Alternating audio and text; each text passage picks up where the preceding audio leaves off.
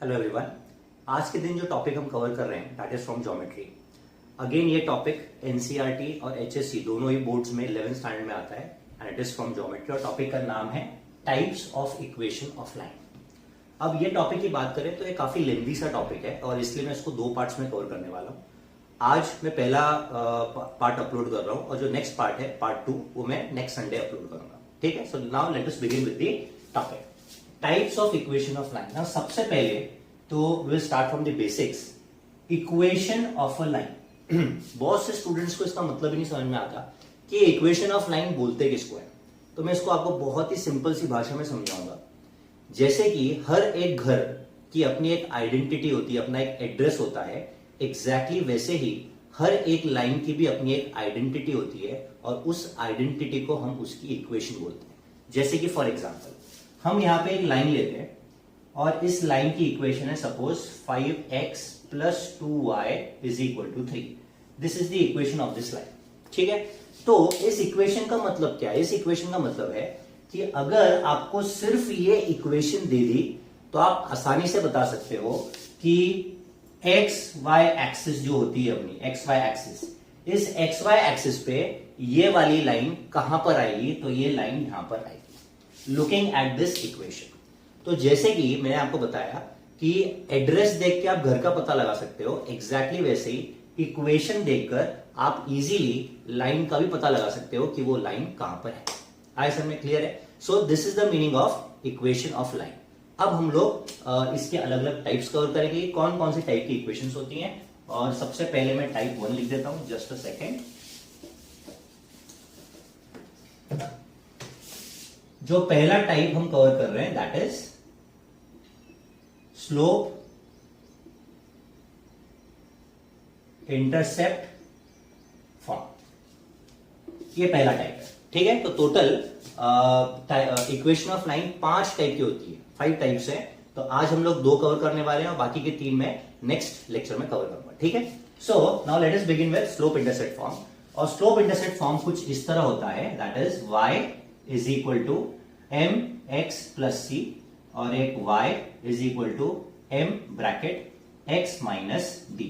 ये दोनों ही slope intercept form कहलाए जाते हैं। ठीक है, अब कौन सा फॉर्म कब यूज करना है ये मैं भी आपको एक्सप्लेन करता हूं। सबसे पहली बात, पहली चीज ये है कि किसी भी इक्वेशन ऑफ लाइन में y और x की वैल्यू कुछ भी नहीं होती, मतलब y और x एज इट इज रहते हैं। जैसे कि अभी भी थोड़ी देर पहले मैंने जो एग्जांपल लिया था, ठीक है, वो एग्जांपल तो मुझे याद नहीं, मैं दूसरा कोई एग्जांपल लिख देता हूं।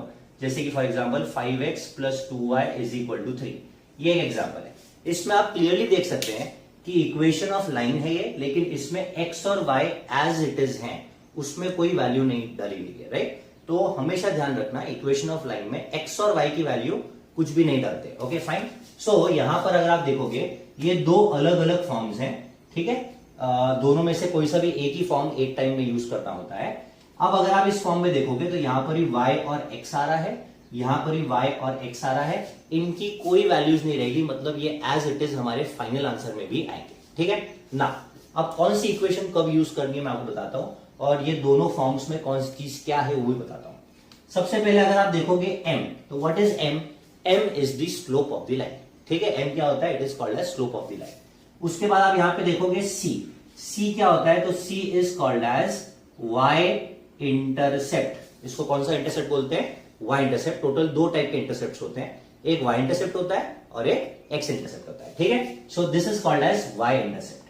अगर नीचे की बात करूं तो m का मतलब तो मैंने अभी आपको थोड़ी देर पहले बताया, it is slope of the line. And what is d? d is called as x intercept. ठीक है, d को क्या बोलते हैं? x intercept. ये इसका मीनिंग भी बताता हूं आपको कि what is y intercept and what is x intercept, ये भी बताऊंगा। ठीक है, तो ये क्लियर हो गया। तो यहां पे वापस से बताता हूं कि y और x की वैल्यू कुछ भी नहीं रहेगी, m is the slope, c is the y intercept. इधर y और x की वैल्यू कुछ भी नहीं रहेगी, m is the slope and d is the x intercept. अब मैं आपको y इंटरसेप्ट और x इंटरसेप्ट का मतलब बताता हूं। तो बहुत ही सिंपल सा मीनिंग है। सपोज मैं ये एक line this is one line. ठीक है, तो y इंटरसेप्ट का मतलब होता है कि कोई भी लाइन y एक्सिस पे कौन से कोऑर्डिनेट पे कट कर रही है, that is called as y intercept. ठीक है, जैसे कि आप यहां पे देखोगे दिस लाइन इस y एक्सिस को इस कोऑर्डिनेट पे कट कर रही है। सपोज ये कोऑर्डिनेट इज 2, तो मेरा y इंटरसेप्ट कितना हो गया? 2 हो गया। आगे सर में एग्जैक्टली वैसे ही what is x intercept? x intercept मतलब कोई भी लाइन x एक्सिस को कौन से कोऑर्डिनेट पे कट कर रही है, राइट? सो सपोज ये लाइन x एक्सिस को कट कर रही है -3 कोऑर्डिनेट पे, तो what is the x coordinate of the line? It is nothing but -3। आगे सर में क्लियर है? सो ये हमारा पहला टाइप हुआ जिसमें 2 फॉर्म्स हैं। तो अब मैं इसका आपको एग्जांपल भी लेके दिखाऊंगा, ठीक है? तो ये रब कर देता हूं, ठीक है? और मैं पहला एग्जांपल लेता हूं, जस्ट अ सेकेंड। सो पहला एग्जांपल है एग्जांपल नंबर 1, जिसमें आपको दिया हुआ है that tan theta is equal to half and y intercept is equal to -3/2। Clear है? ये आपको 2 गिवन कंडीशंस हैं और क्वेश्चन ये है कि find the equation of line. Simple, ठीक है? तो क्वेश्चन क्या है? क्वेश्चन है कि tan थीटा की वैल्यू हाफ दी है, y इंटरसेप्ट की वैल्यू -3/2 दी है और आपसे पूछा है कि find the equation of the line. ठीक है? तो काफी सिंपल सा क्वेश्चन है। कैसे करेंगे बताता हूं। सबसे पहले आपको ये लग रहा होगा कि tan थीटा कहां से आ गया, तो tan theta is nothing but m which is nothing but the slope of the line। tan theta क्या होता है? tan थीटा स्लोप का ही फॉर्मूला है। तो यहां पे आपको tan थीटा की वैल्यू हाफ दी है, मतलब इनडायरेक्टली उन्होंने हमें बोला है that the slope of the line is half. ठीक है? तो हमको m की वैल्यू दी है हाफ, y इंटरसेप्ट दिया हुआ है, क्योंकि हमें स्लोप दिया है, हमें y इंटरसेप्ट दिया है, इट इज वेरी ऑब्वियस कि हम कौन सा फॉर्म यूज करेंगे? हम यूज करेंगे y is equal to mx plus c। तो मैं वहां पे सॉल्व करता हूं, तो यहां पे आ जाएगा y, इसमें कोई वैल्यू नहीं डालनी, इज इक्वल टू m की वैल्यू कितनी है? हाफ, तो यहां आ गया हाफ m, फिर आ गया x में कुछ नहीं डालना है, प्लस c की वैल्यू कितनी दी है? What is c? c is nothing but y intercept, और y इंटरसेप्ट की वैल्यू कितनी है? -3/2। Simple, okay? इसको सॉल्व करना है तो मैं काम करता हूं, मल्टीप्लाइंग थ्रू आउट बाय 2 कर देता हूं, पूरी इक्वेशन को 2 से मल्टीप्लाई करता हूं, तो यहां पे आ जाएगा 2y, यहां पे 2 से मल्टीप्लाई करूंगा, 2 कैंसिल हो जाएगा, सिर्फ क्या रह जाएगा? x, ये प्लस इंटू माइनस हो जाएगा माइनस, यहां पे 2 से मल्टीप्लाई करूंगा, 2 कैंसिल हो जाएगा, क्या बचेगा? सिर्फ 3। इस 2y को मैं यहां ले लेता हूं, तो x माइनस 2y और -3 को इस तरफ डाल लेता हूं, that is equal to 3। This is nothing but the equation of R. यहां पे सम आपका खत्म। ऐसा में तो काफी सिंपल सा था। तो गिवन कंडीशंस को, अच्छा बहुत से स्टूडेंट्स को ये कंफ्यूजन होता है कि सर ये कैसे समझ में आता है कि कौन सा फॉर्म कब यूज करना है। जैसे मैंने आपको बताया टोटल 5 टाइप्स है, 5 टाइप ऑफ इक्वेशंस है, राइट? तो कौन सा टाइप कब यूज करना है ये कैसे समझ में आएगा? तो बहुत ही सिंपल होता है, उसमें कोई रॉकेट साइंस नहीं है। आपको गिवन कंडीशंस क्या है उसको देखकर आप आसानी से पता लगा सकते हैं कि कौन सा टाइप यूज करना है। जैसे फॉर एग्जाम्पल यहां पे आपको स्लोप दिया था, m दिया था और y इंटरसेप्ट दिया था। अब स्लोप और y इंटरसेप्ट कौन से टाइप में आता है? वो आता है y is equal to mx plus c में। ऐसे में तो it is very clear, it is very obvious कि हमें यही वाला फॉर्म यूज करना है। ठीक है? अब एक मैं आपको दूसरा एग्जांपल लेता हूं जिसमें हमें instead of y intercept x intercept दिया हुआ है। ठीक है? सो क्वेश्चन कुछ सिमिलर ही है, क्वेश्चन सिमिलर ही है। आपको tan थीटा की वैल्यू हाफ दी है और x इंटरसेप्ट की वैल्यू जो दी है दैट इज 4। x इंटरसेप्ट की वैल्यू कितनी दी हुई है? 4। तो अब कौन सा फॉर्म यूज करेंगे? आप खुद सोच सकते हैं कौन सा फॉर्म यूज करेंगे। अब हम लोग ये वाला फॉर्म यूज करेंगे क्योंकि हमें स्लोप और x इंटरसेप्ट दिया हुआ है। ठीक है? सो ये फॉर्म में मैं यहां पे सॉल्व करता हूं। सबसे पहले आ गया y, तो ये आ गया y is equal to m की वैल्यू क्या आ जाएगी? m की वैल्यू हो जाएगी हाफ। ठीक है? तो ये आ गया हाफ, फिर ब्रैकेट x में कुछ नहीं डालना, minus d is what? x intercept, and what is x intercept? x intercept is 4। आगे समझ में इस 2 को मैं यहां पे मल्टीप्लाई कर दूंगा तो ये हो जाएगा 2y इज इक्वल टू, यहां पे क्या बचा? x minus 4। 2y को यहां ले लेता हूं तो x माइनस 2y और -4 को यहां ले लेता हूं इज इक्वल टू 4, और I can simply say that x minus 2y is equal to 4। This is my required equation. ये भी हो गया। ठीक है? तो यहां पे अभी हम लोग ने टाइप 1 कवर किया है। ओके? अभी हमने टाइप 1 कवर किया है। टाइप 1 में 2 फॉर्म्स थे और मैंने दोनों फॉर्म्स एक्सप्लेन करके दोनों पे एक एग्जांपल्स लिए। ठीक है? अब मैं जाता हूं टाइप 2 पे। ठीक है। सो टाइप 2 इसको मैं रब कहता हूं। अगर आप चाहते हैं ये कॉपी करना तो वीडियो पॉज करके आप लिख लीजिए।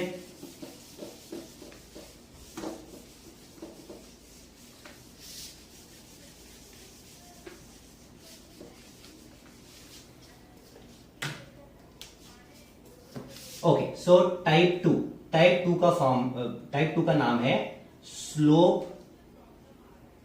Point form. टाइप 2 का नाम क्या है? Slope point form. और इनके नाम देखकर भी आप बहुत आसानी से आइडेंटिफाई कर सकते हैं कि इसमें क्या क्या चीजें गिवन होंगी। इसमें क्या क्या गिवन होगा?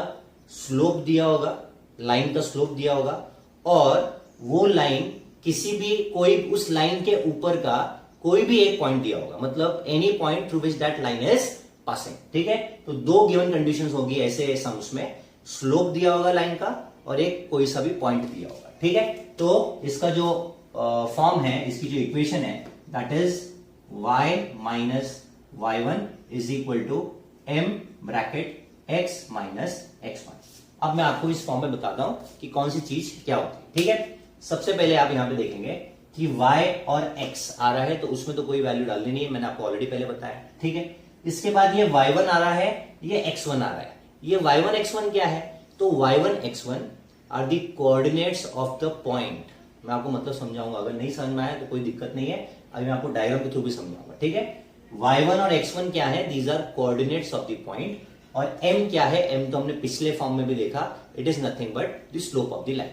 ठीक है, तो जैसे कि मैं आपको बताता हूं, ये एक लाइन है, ये एक लाइन, ठीक है, और इसकी स्लोप कुछ तो है, फॉर एग्जाम्पल 2 है, इसकी स्लोप कितनी है? 2।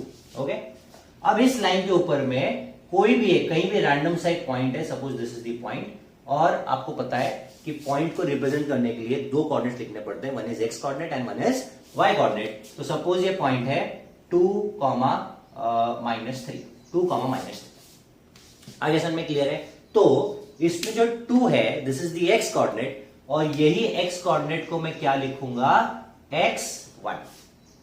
और -3 जो है दैट इज y कोऑर्डिनेट, और इसी को मैं क्या लिखूंगा? इसी को मैं क्या लिखूंगा? y1। एंड आई होप आपको ये पता है कि कोऑर्डिनेट्स में पहला कोऑर्डिनेट हमेशा x कोऑर्डिनेट होता है और दूसरा कोऑर्डिनेट हमेशा y कोऑर्डिनेट होता है। ठीक है, हमेशा ऐसा रहेगा, कभी भी ऐसा नहीं हो सकता कि this is y coordinate and -3 is x coordinate, ऐसा नहीं हो सकता। ठीक है, so first one is always taken as x coordinate और दूसरा वाला y कोऑर्डिनेट, तो x1 y1 ये हो गया। ठीक है, तो इस टाइप से जब भी आपको कोई एक पॉइंट दिया हुआ है और स्लोप दी हुई है, तो हम कौन सा फॉर्म यूज करेंगे? हम यूज करेंगे स्लोप पॉइंट फॉर्म। आगे सर में अब इसका भी एग्जांपल ले लेता हूं। तो एग्जांपल में आपको दिया हुआ है, एग्जांपल में आपको दिया है, एक पॉइंट दिया है -2, 3, और स्लोप की वैल्यू दी गई है, स्लोप की वैल्यू दी गई है -4। ठीक है, दिस इज द क्वेश्चन। तो क्वेश्चन आया कि find the equation of a line which is passing through this point -2, 3 and having slope -4। Simple. तो पॉइंट दिया है, स्लोप दिया है, ये देखते हमें क्या समझ में आएगा तुरंत कि कौन सा फॉर्म यूज करना चाहिए हमें? We have to use slope point form. आगे सर में अब इसे यूज करते हैं। तो सबसे पहले मैं यहीं पर मार्क कर लेता हूं, -2 को हम पकड़ेंगे x1 और 3 को पकड़ेंगे y1। ठीक है, अब अपने फॉर्म में लगा देना, तो मैं यहां पर सॉल्व करता हूं। तो y की वैल्यू कुछ नहीं होगी, माइनस y1 की वैल्यू कितनी है? 3 इज इक्वल टू m की वैल्यू क्या है? ये देखिए m की वैल्यू क्या है? -4 ब्रैकेट x कुछ नहीं करना, माइनस x1 की वैल्यू क्या है? -2। आगे चल में अब इसको सिंप्लीफाई कर लेते हैं। तो y - 3 is equal to -4 bracket x minus into minus +2, that is equal to, bracket open कर लेते हैं, -4 into X is -4x, minus into plus minus, 4 2 8, y -3, -4x यहां पे आ जाएगा, तो +4x हो जाएगा, प्लस y, -3 को वहां भेज देते हैं, तो -3 वहां पे जाके +3 हो जाएगा, 3 - 8 is -5। This is the required equation of the line.